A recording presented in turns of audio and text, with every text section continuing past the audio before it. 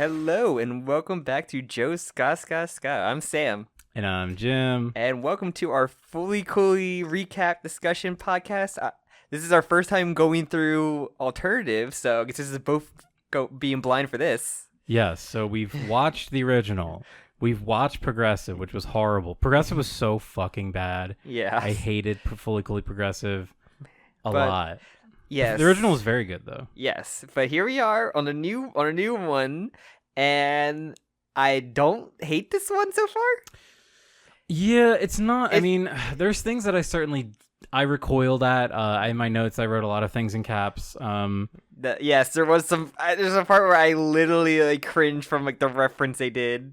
Yeah, it's very it's very new anime in the way that it feels. But it's still trying to do a lot of the fully coolly. This one feels references. more of oh shit, we forgot to have a fully coolly thing in here, so we gotta shove Haru into the scene, and then we can get back to stuff we kind of want to talk about.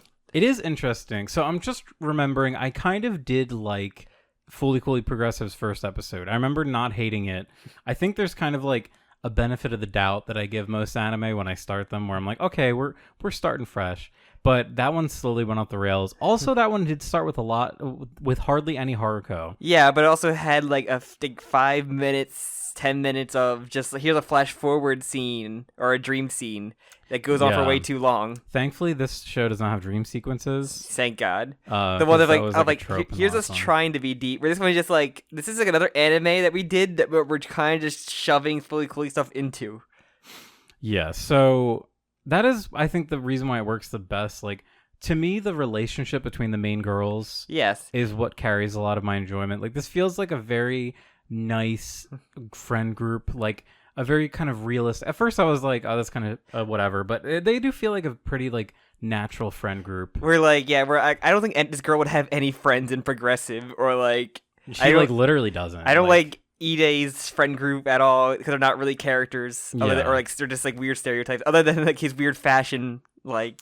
Also, these characters are canonically the oldest, whereas they're 17. And Naota in the original is he's what, 13? Yeah, he's actually in elementary school. Yeah, still. He's 12, I think. Yeah, he's 12. So yeah, these characters are 17, so that's a world of difference. These are almost adults. Yeah, they're on their last year. Yeah. So it's more, the themes are more about you've already kind of grown up a bit, but it's all right, now you're getting ready. You have to pick what you're gonna do in the real world. Yeah, so it's way more interesting than the Progressive had with the love stuff that was heavily featured in that, or getting it does have jealousy stuff in this, but Progressive was just awful. It really was just, they kind of were redoing Fully Coolly if Naota was a girl, but they don't really do too much with it. This does way more with the main character's gender, I think. Yes. Than anything else, or than Progressive did. Yes. But yeah, she had it. Also, one thing, I know I fixated on this last time. Mm-hmm. Progressive hardly had any weird character funny deformation moments where the models go all weird. This show has way more of it. Yeah. Alternative has way more of the playful character design changey thing that happened a lot in the original series. I did want it. I think they had more freedom to do what they want in this one compared to the other one. The other one, I feel you gotta try to stick it as close as you can to the original. Where this one's just do what you want, man. You want to get those? I know you're pushing IG, so here, get your CG models out of your system. There are some not bad CG models in here. Yeah. But yeah, it's overall, I would say I'm a little cautiously optimistic. I'm not optimistic. I think I don't think it's going to be as bad as Progressive, though. Yeah, I think I mentioned where people said there's one that people like or think is good, and there's one that people think, or one that's bad, and one that say it's mid. And this is probably going to be the mid one. Yeah. And as I said, for me, there's the real thing that's grounding me here is the characters' relationship. I really like that. It's nice seeing positive portrayal of a girlfriend group. Yes, a very, very diverse friend group, because we have Kana, who's our main character, essentially. Yeah, she's very much your sort of Jane, anybody, standard main character girl. Yes, she has a really cute design. I like her hair. Yeah, but everybody kind of has a unique design then, because she has the shamrock. They have a little hair clip.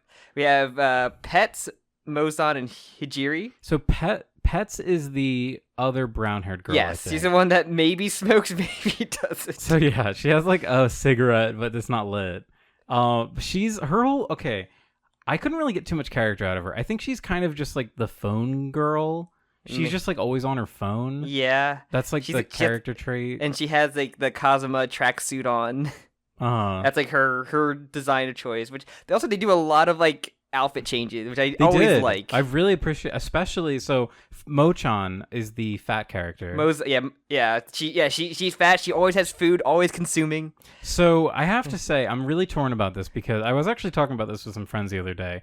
There's like no good fat characters in anime. They're always a joke. They're always a fat joke. It's always a fat joke. They're always eating, and this character does do that. Wasn't there a fat character in what's it called? What's that time traveling? Code Geass. Steingate. Yes, he's a fucking joke character. Okay, he's a fucking overweight otaku that has like a lolly body pillow, if I recall correctly. Every fat character is a joke. There's never a good fat character. Yeah. She still does fall into the tropes where she's literally always eating. But when I say fat character, she literally is like overweight in a way that normally... The first you see her, she's literally carrying Dr. Pepper, like a 2-liter. Like 2 liters of Dr. Pepper. She eats 4 Pockies at once. She always like eating, just always something in her mouth. And it's such like a dumb trope that I don't like, but... She's fat, as Scott Steiner She actually is like full figured, because that's something that like... They actually did like proportionally correct, I guess. Because that's the thing in a lot of anime too. It's always like, oh, that girl's fat. Like Komi. Komi's a good example. Yes. The character they call fat is not at all fat. Like, no. This is like mildly... She might have like be 5 pounds over like the ideal weight. She's but it's chubby, but she's not like...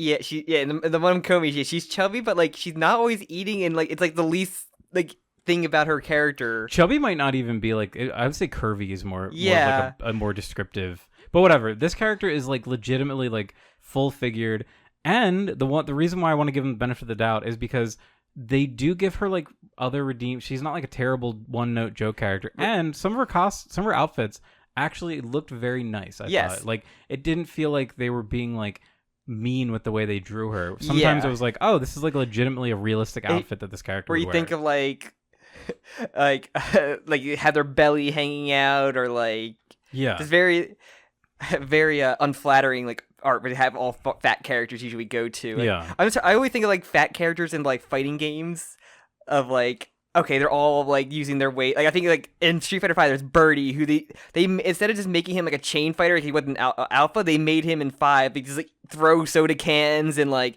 mouth lights on fire because he's saying spicy. Rufus, another classic fat Street Fighter character. Rufus fall. They made the jiggle face like that. But in Tekken, I think one of my favorite fat characters is Bob, who got so bored of fighting that like he's made a new fighting style of speed and weight. So he's just a really good fighter that he just got really fat, but he's really fast. So I think he's like the best probably fat character. That's not like a sumo man. I'm sure that there's like a few diamonds in the rough, but I really like, especially if you're talking about like female characters, there's like, never any. They're always stereotyped. Yeah, because I'm trying to think of JoJo does like really have like this maybe not a villain of the week where they're just like a fat person. Every character in JoJo is either all muscle unless they're a villain. Like, they weigh 90 pounds. That unless they're what's this? In part 5? Are you thinking of he became with a bed and then transformed. Oh, Pulpo. Yes. Yes, iconic fat representation Pulpo. Yes. I mean, I guess so. The guy that eats his own fingers because he's so fat. then doesn't.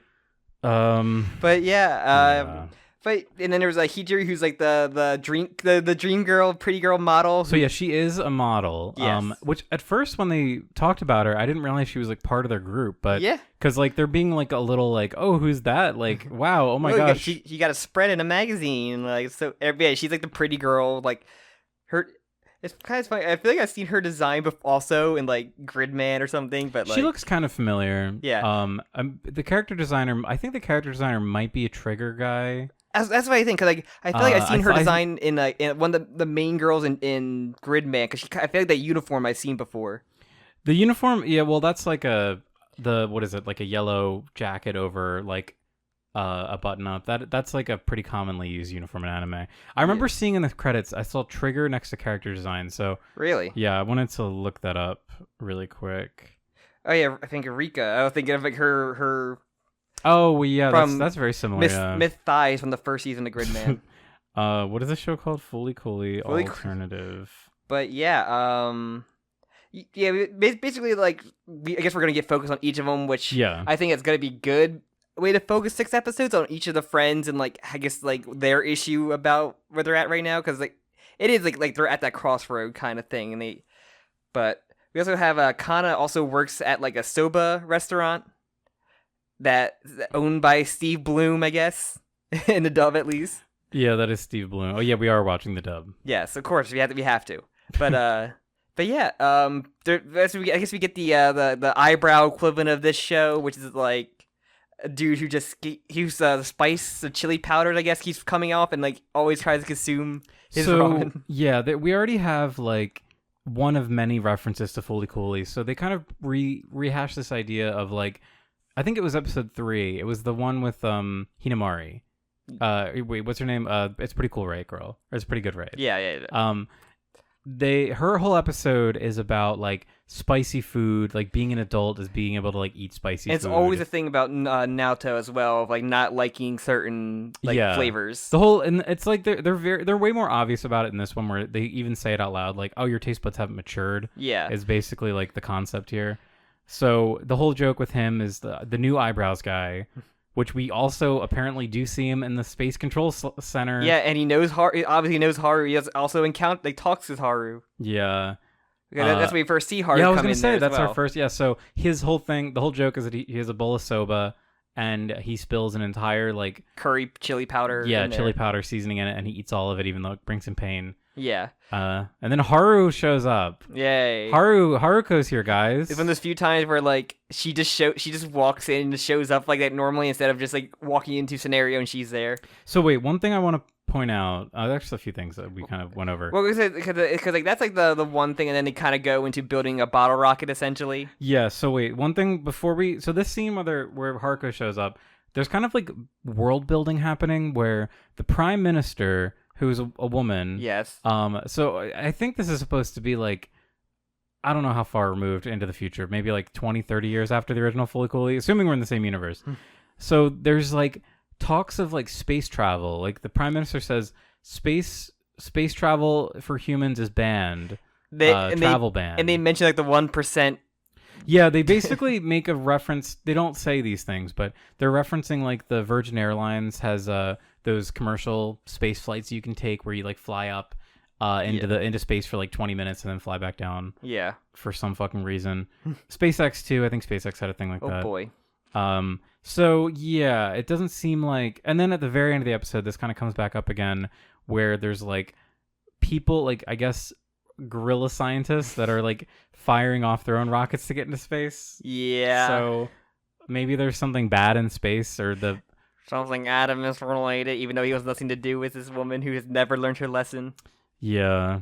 So yeah, that's it goes back around. But yeah, so they have a plot where they just want to build a rocket essentially, and they have a little like clubhouse, I guess. So yeah, it's called a community center. Yeah. Oh, one thing too. This happened earlier, but one thing that really endeared me to these characters instantly was when they're all hanging out at school and they're all like laying on each other. Like, yeah, they're in a pile. They're basically all laying on each other's like Yeah, so like they're all, it's like they're overlapping, and it just felt like a very like, I don't know, these characters are very comfortable with each other. They're very friendly. It's very cute seeing them all like be so happy, and they do a good way of establishing a friend group.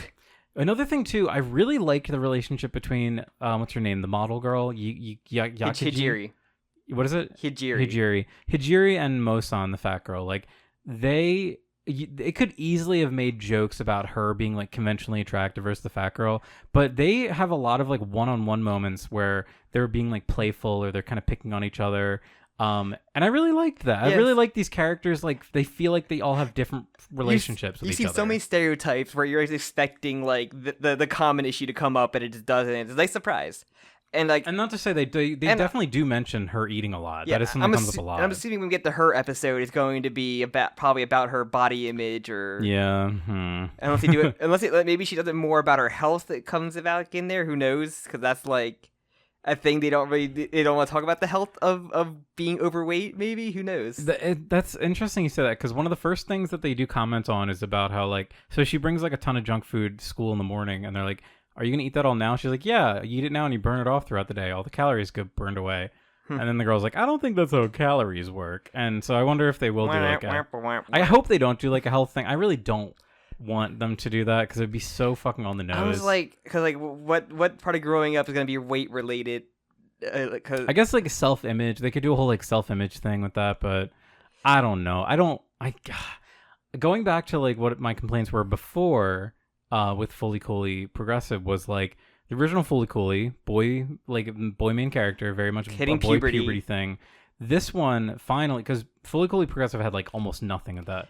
This one actually has a lot more of like the female experience of growing up and like feeling certain things. Because Haru tells her about, basically like says something about being 17 and just like a lot of bullshit coming up when you're at this age, essentially. Yeah, they still play with the same themes from the original show, but there's a lot of like little tiny details that I liked. Like we'll get into them later, but the main girl kind of starts to like use makeup, and she's like conscious about like what like her nail polish looks like, and I thought that was a really good little detail because I feel like obviously I'm not a woman, so I cannot like explicitly like know these things or relate to these things, but it feels like a lot of those tiny little signifiers of femininity would be something that you become really aware of, and you're like kind of learning all these things. Yeah, it's especially when she starts, because like we've seen the second episode, the big thing about like relationship, but like in like the first episode, I guess because like she had a moment in the second episode with like a boy in her class, but she doesn't like him, but they both kind of like went for what she said about that. And like maybe that's what is getting her to go more into that. Mm-hmm. But also before they go to the Bottle Rocket, they're hanging out in their the clubhouse, essentially the community center. And this is when I wince in pain when one of the Jenga pieces had never knows best. That was really bad. I literally cringed. I'm like, this thing that the guy who created the show said, I only put it there because it sounded cool. I don't know what it means. It was just like, and the fact that it was like literally. The shot was set the same exact way, and instead of a cigarette, it was a Jenga piece. And the girl next to her had like a maybe cigarette in her mouth.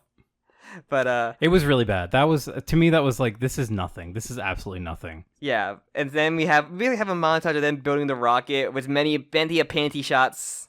Yeah, there were a lot of panty shots actually. The one girl taking like, many screenshots. Yeah, they do like the thing where she gets like launched back a few times, and you like see her pants. Sure. But yeah, basically they're about to launch. They have the rocket done, and that's when a giant like pin, like that would be like on a mobile like a map app, it comes down. Yeah. And basically it just turns like this weird this like mannequin they had of like just like a guard or a man, and it transformed into like the robot. And then we got Haru come down. They have fights, and she has kicks Kana in the head and gets a flower to pop out. Because symbolism, and it comes a guitar, and then they have fights and they win, and their clubhouse is destroyed. The one joke I thought was kind of funny was after she kicked her in the head, she was like passed out, and her friends were like, "How do we get her to wake up?" So they just emptied like a 2-liter of Dr. Pepper down her throat and food. Yeah, they start like shoving chocolate in her mouth. She like chokes on it. That was actually kind of funny. I love stupid ways to wake people up. There's a really famous. This isn't a wrestling thing, but there was when Hulk Hogan was knocked out on the ground, and the way Macho Man couldn't wake him up, so the way he did it was to jump off and elbow him in the chest to get him to Hulk up and get back to life. It's like the funniest thing. That's incredible. I love stupid ways to resuscitate people. It's like gonna end of part 3 where the way they revived Joseph Joestar was to put the blood back into him. Put the blood back in. You collected that blood, right? Put it back. Put it back in him. Put it back.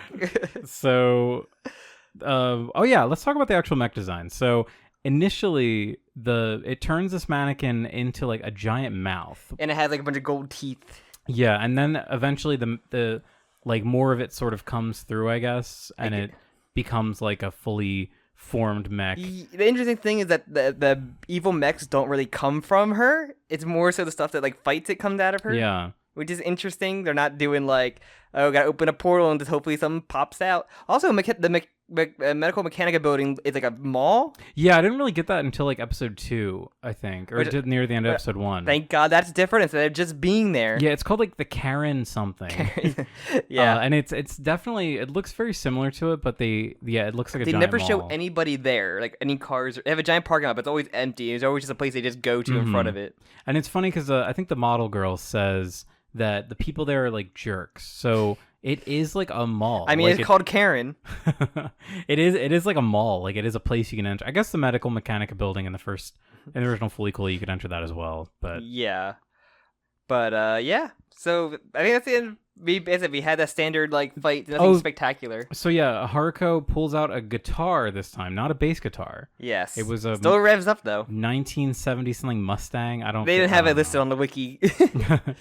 But yeah, and then she beats it. I thought the mech design was fine. The animation was not bad. I thought the animation was pretty good. It was fine. It was whatever. It was better than just missiles shooting at a flying car. Yeah, at least it didn't take place in the fucking air like all the ones in Progressive did. Yeah. So. Oh, and so wait, the ending. So they do. So they're sad that they like made that their fake little rocket thing blew up. So then they like remake it. They shoot it out and they have like a fun moment. Carter's where like, you can make another one, right? And he's like, sure. And yeah, then they shoot the rocket. There's like a funny thing where the rocket just like falls and flashes her, and then she just throws like everybody. Her strength is unmatched. Yeah, she throws like everyone in.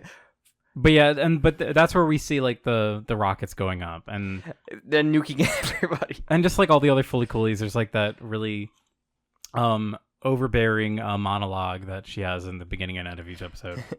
There's instead of just random nonsense monologues they've had in like last season. Oh, that was bad. Oh wait, sorry. There's one other detail that I have written down. Go ahead. Haruko actually mentions that she's from the Space Police. She has a badge which looks like from the either Power Ranger SPD or Deca Rangers, like the actual morpher.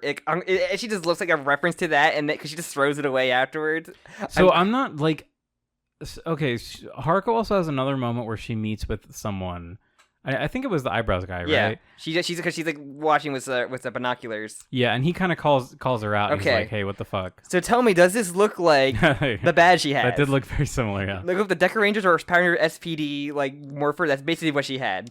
So I'm wondering if she has like a new role, like if she is actually part of the police, or if that was just a gag. It could have just been a gag.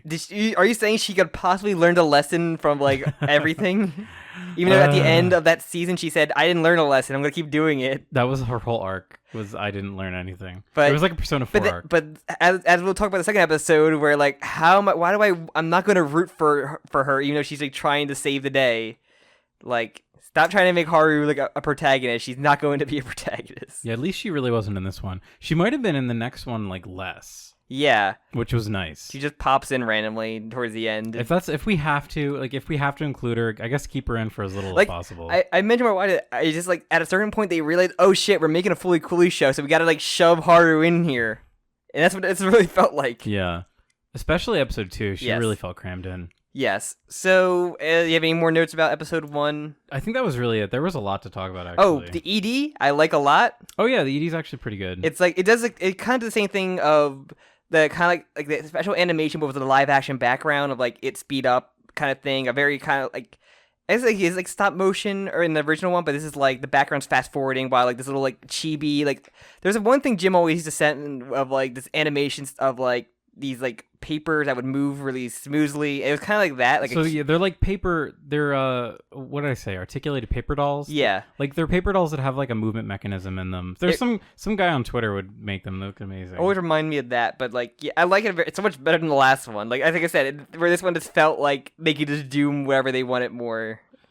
So yeah, it's the second episode called Grown Up Wannabe.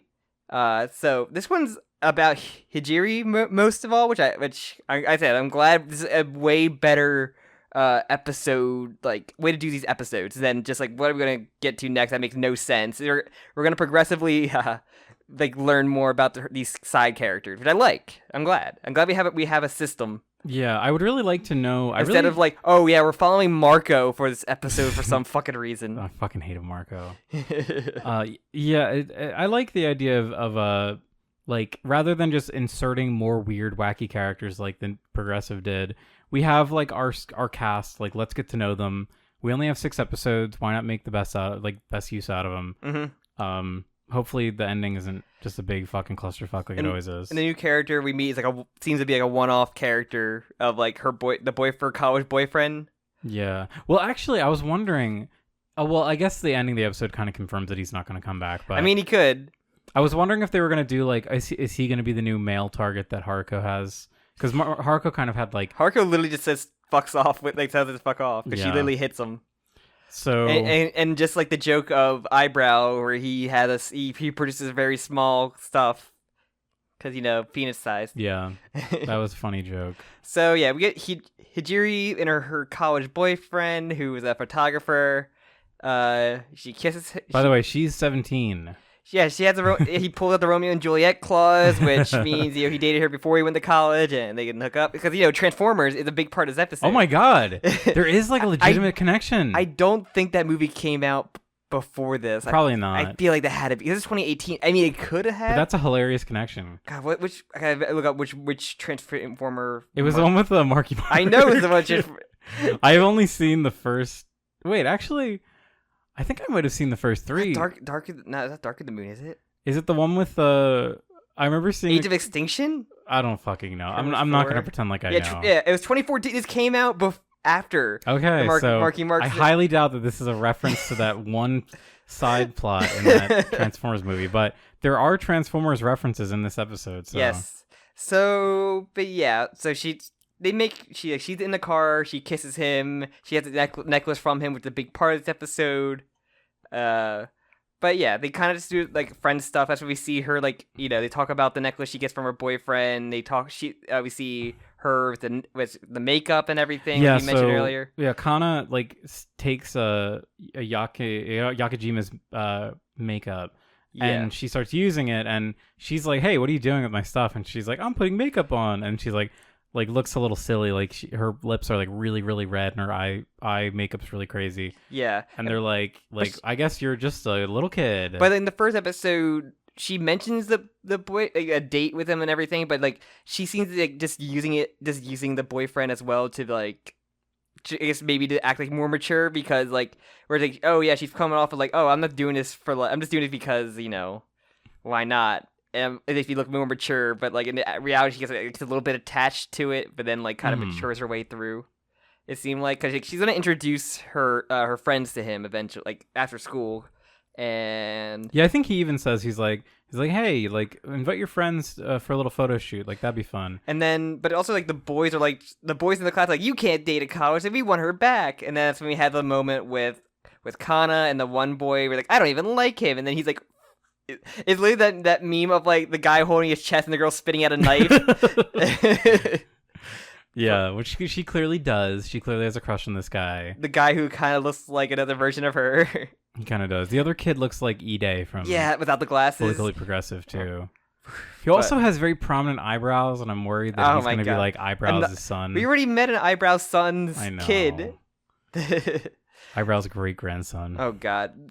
I mean, so yeah. We had the photo shoot. We have them in their outfit change. Like I said, I like them having multiple casual outfits, and it's nice to see that. It's nice. I like how the girl, our main character, has a sweater that just says Soba on it. That's kind of funny. She works for Soba. She gotta keep them. She gotta rep her brand. They rep the brand, even. So yeah.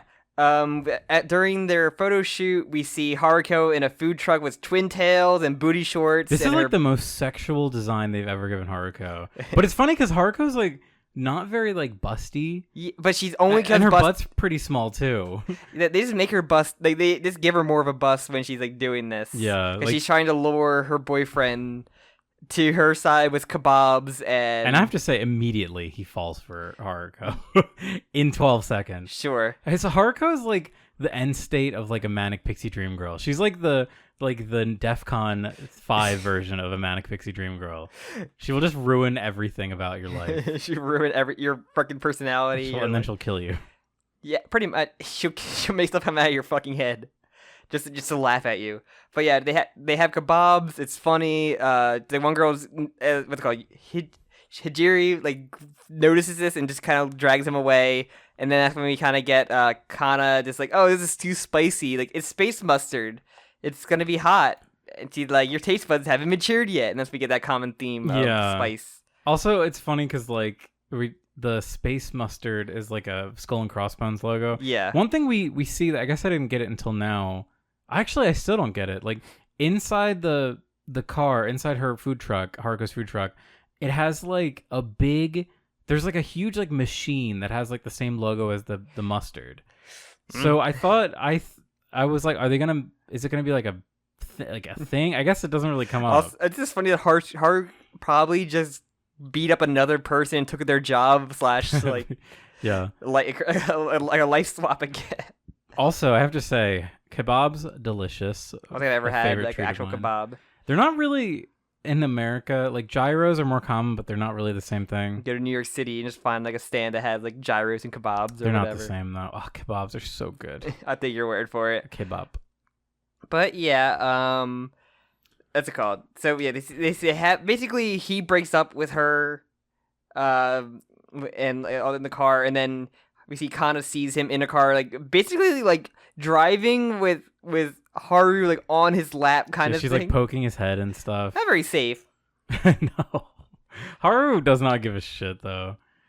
But yeah, so. But he also does the dickest move of texting her, like, "Can I get that necklace back?" Which is like very funny. Fuck actually. you. I have to say, one thing that I thought was kind of weird, and it's normally like an annoying trope, but it's almost like it doesn't matter here. Like, there's a whole like miscommunication where Kana doesn't know that he's broken up with her, so when she sees him and Haru, she thinks that he's cheating on her. Yes. When in reality, they are broken up, so it's not an issue. But we also see. And also, there's a moment when she's at like she works at a karaoke bar, and she like had to bring drinks. So her friends are singing it, but like while she's working, like sing a song. And they're like, she's fucking working, man. And then she gets angry at. She gets really mad, and then she's like, all right, and then she does it. Kidding. So I guess it's just supposed to be like showing that she is going through some stuff, even though she's putting on a tough face. But she does seem like she's not all there right now. She's like obviously something on her mind. But she sees her kissing Haru, and they basically all go meet him at a parking lot at night to kind of like confront him about everything, even though he's there to get the necklace from her. And yeah, that's basically when the whole action stuff kind of happens, because we see them all in very good outfits again, and they try to defend her, but Haruko sees like his car starts sparking, so something obvious. I guess maybe something leaking out from Mechanica, because they all seem to be like electricity leaking out from that location, and so it basically turns his car into a transformer. It literally just it's like I used to like Bumblebee, it becomes Bumblebee, and then we see Kana has like two horns come out, and one thing here it comes that fully coolly thing. But I like the one thing where she hits the one horn, so it comes out the other side of the horn completely. That's actually like pretty. I like that. Yeah, the other horn like plumps up, and then it turns into the food truck. Interesting. Interesting. So I guess like I don't really remember it being a thing in the original one, but going in from Progressive, it causes her to overflow, Jim.